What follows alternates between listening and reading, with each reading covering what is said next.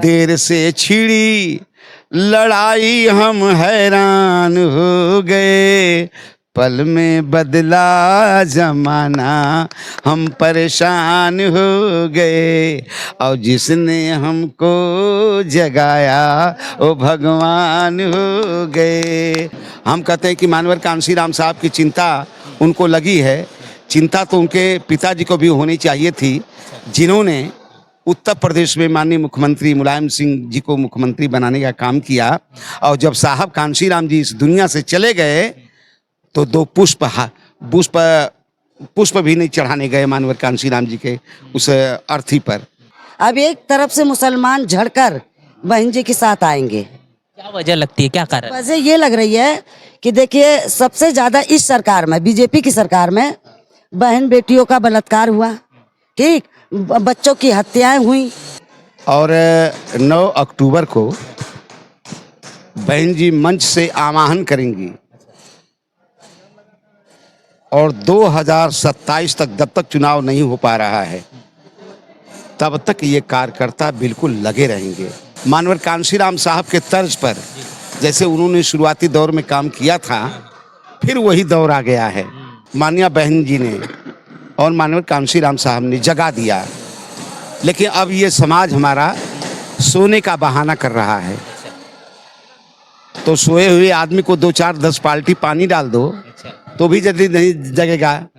लेकिन अब ये जो 9 अक्टूबर को जग करके जो लोग आ रहे हैं, यहाँ से नया आयाम, नया संदेश माननीय बहन जी के द्वारा बहुजन समाज को दिया जाएगा। बहुजन समाज पार्टी सच्चा मिशन चला रही है और दाई और माई में बहुत अंतर होता है।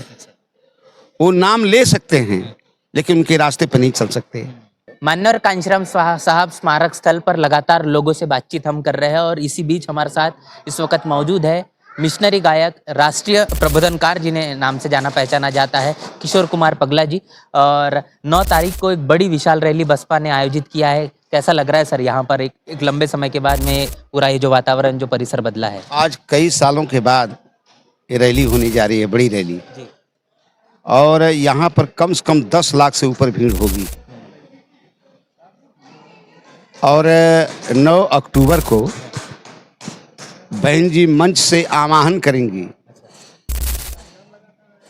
और 2027 तक, जब तक चुनाव नहीं हो पा रहा है तब तक ये कार्यकर्ता बिल्कुल लगे रहेंगे तन मन धन के साथ। और गांव-गांव में डेरा डालो, घेरा डालो, यह कार्यक्रम शुरू हो जाएगा। मानवर कांशी राम साहब के तर्ज पर जैसे उन्होंने शुरुआती दौर में काम किया था, फिर वही दौर आ गया है।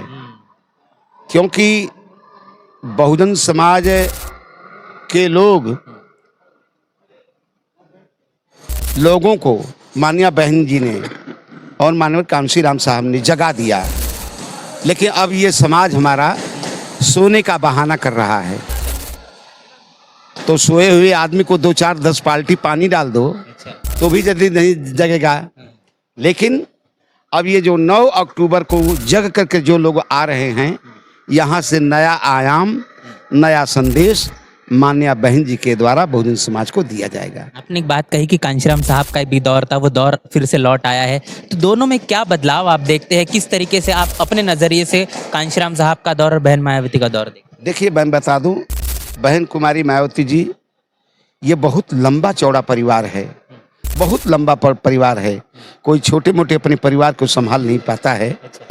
मानवर कांशी राम साहब के तर्ज पर उनके सानिध्य में रह करके माननीय बहन जी आज भी जैसे लोग अपने गार्ड को याद करते हैं, मुसलमान अपने अल्लाह को याद करता है, ठीक ना, उस तरह से माननीय बहन जी अपने गार्ड को, गार्ड मीन्स मानवर कांशी राम जी को याद करके और उनके रास्ते पर चल चुकी हैं, चल रही हैं, और लोगों चलने का आह्वान भी करती हैं कि आप चलते रहो, इसलिए कि बिना संघर्ष की आज़ादी मिलने वाली नहीं है, आपको संघर्ष करना पड़ेगा। तो बूथ से लेकर के और सेक्टर तक, विधानसभा तक, जिला वाइज तक, मंडल वाइज तक ये कार्यक्रम शुरू हो जाएगा। 9 तारीख से जो संदेश सुन करके लोग जाएंगे, फिर से पुनः वही दौर आएगा जो 2007 में हमने सरकार अपनी बनाई थी।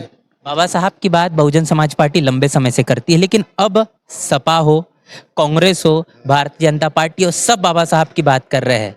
बसपा कैसे इस बात को बचा पाएगी, या फिर ये कैसे साबित कर पाएगी वो सच्चा मिशन चला रही है या फिर नहीं? देखिए, बहुजन समाज पार्टी सच्चा मिशन चला रही है और दाई और माई में बहुत अंतर होता है।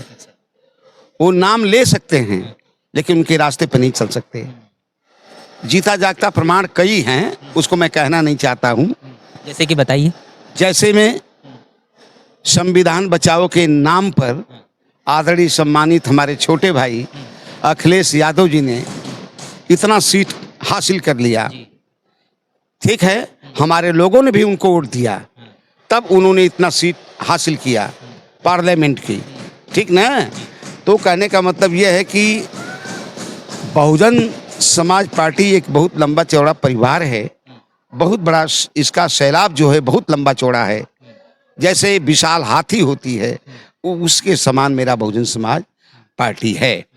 और अखिलेश को देखा है आपने, जब वो ज़रूरत, जब जगह जगह जिला वाइज, जिला मुख्यालय पर जब आरक्षण बचाओ पर जब हमारी मीटिंगें होने लगी, हमारा रैलियां होने लगी, वहाँ एक भी बैकवर्ड का कोई साथी वहाँ नहीं गया, एक भी समाजवादी पार्टी का एक भी कार्यकर्ता वहाँ नहीं पहुँचा कि हम उसमें शामिल होकर के और आरक्षण बचाओ का जो सवाल चल रहा है उसमें चार चांद लगाने का काम करें। इसलिए कि भाई देखिए, मुख में राम बगल में छुरी, कहें कबीर नेतबा बुरी। तो कहने का मतलब यह है कि करनी और करथनी में बहुत अंतर है। देखिए, आदरणीय सम्मानित हमारे अखिलेश जी के द्वारा हमारा आरक्षण समाप्त कर दिया गया। आरक्षण में जो प्रमोशन का सवाल होता है, माननीय बहन जी ने संतों गुरुओं महापुरुषों के नाम पर जो जिला बनाया था उसको उन्होंने बदल दिया, ठीक है। तो कहीं न कहीं ये नुकसान जरूर बहुजन समाज पार्टी का किया। अखिलेश यादव में अब आपको बदलाव नजर नहीं आता, क्योंकि वो कांशीराम साहब के परिनिर्वाण पर संगोष्ठी कर रहे हैं। संगोष्ठी करना और इस रैली में शामिल हो जाना, दोनों में अंतर है। जाने पता नहीं क्या बात करेंगे वो। हम कहते हैं कि मानवर कांशीराम साहब की चिंता उनको लगी है। चिंता तो उनके पिताजी को भी होनी चाहिए थी, जिन्होंने उत्तर प्रदेश में माननीय मुख्यमंत्री मुलायम सिंह जी को मुख्यमंत्री बनाने का काम किया। और जब साहब कांशीराम जी इस दुनिया से चले गए तो दो पुष्प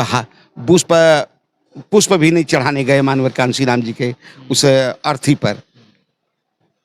ये जीता जागता प्रमाण है बहुजन समाज पार्टी का, सभी लोग समझ रहा है, चाहे वो बैकवर्ड हो, पिछड़ा हो, अगड़ा हो, मुस्लिम समाज हो। और मुस्लिम समाज अगर बहुजन समाज पार्टी के साथ नहीं आया तो लोग उनको खरीदते रहेंगे, इस्तेमाल करते रहेंगे और जी हजूरी करके ये पीछे लगे रहेंगे। नहीं आएगा उनके कहने पर।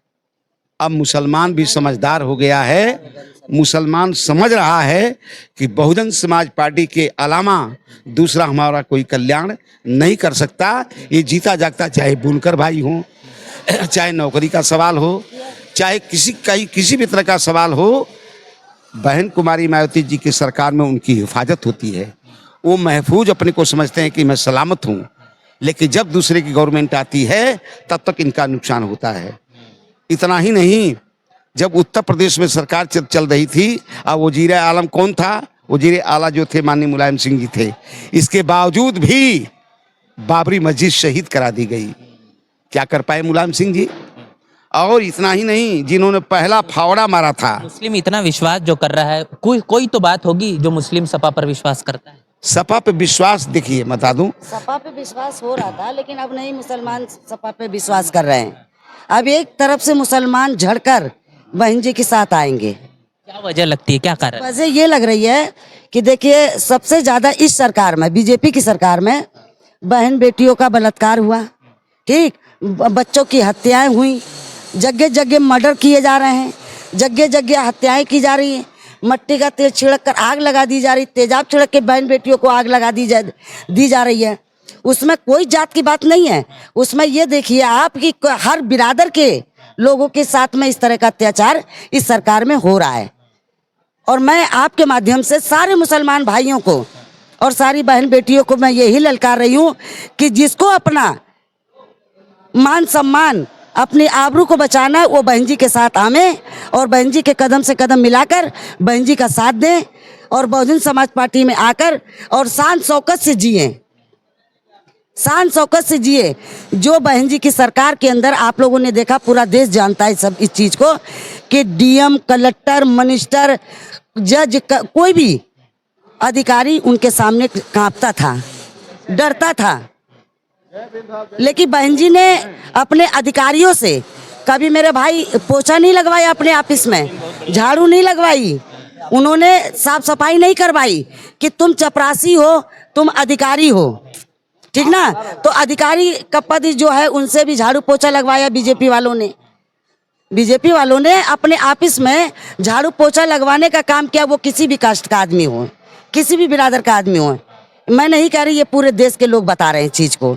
और मैंने भी देखा है, अपनी आंखों से देखा है कि आप बीजेपी के किसी भी ऑफिस में चले जाइए, वहाँ बड़े बड़े अधिकारी जितने भी पोस्ट पर बैठे हैं उनसे योगी जी ने पोछा लगवाया, झाड़ू लगवाई है।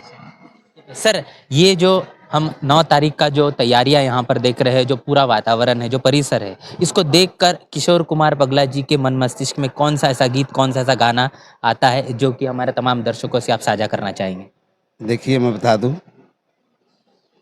जब से मन में देखिए सभी लोग ये कह रहे हैं, पूरे बहुजन समाज पार्टी के लोग, किशोर कुमार पगला भी इस बात को कह रहा है कि जब से आई बीएसपी हम हैरान हो गए, जब से आई बीएसपी हम परेशान हो गए, पल में बदला जमाना हम हैरान हो गए, पल में बदला जमाना हम हैरान हो गए। क्योंकि बाम से डीएस 4 को पहले ही आ जाना था, माया बहना को पहले ही आ जाना था, बाबा साहब का मिशन समझाना था, देर से छिड़ी लड़ाई हम हैरान हो गए, पल में बदला जमाना हम परेशान हो गए, और जिसने हमको जगाया वो भगवान हो गए, जिसने हमको जगाया वो भगवान हो गए। बहुत बहुत शुक्रिया। तो पूरी बातचीत जो हमने की है तमाम मसलों को लेकर किशोर कुमार पगला जी से, और इस पूरे के पूरे चर्चा को लेकर आपकी क्या राय है, आपकी क्या प्रतिक्रिया, लिखकर कमेंट बॉक्स में जरूर बताएं। बने रहे नेशनल चौपाल के साथ, मिलते नए वीडियो में, तब तक के लिए जय भीम, जय भारत। बहुजन समाज की हर खबर पाने के लिए चैनल को सब्सक्राइब करें, लाइक करें, शेयर करें। नेशनल चौपाल को बचाने के लिए ज्वाइन बटन क्लिक करके चैनल की सदस्यता लें और चैनल को आर्थिक मदद करें।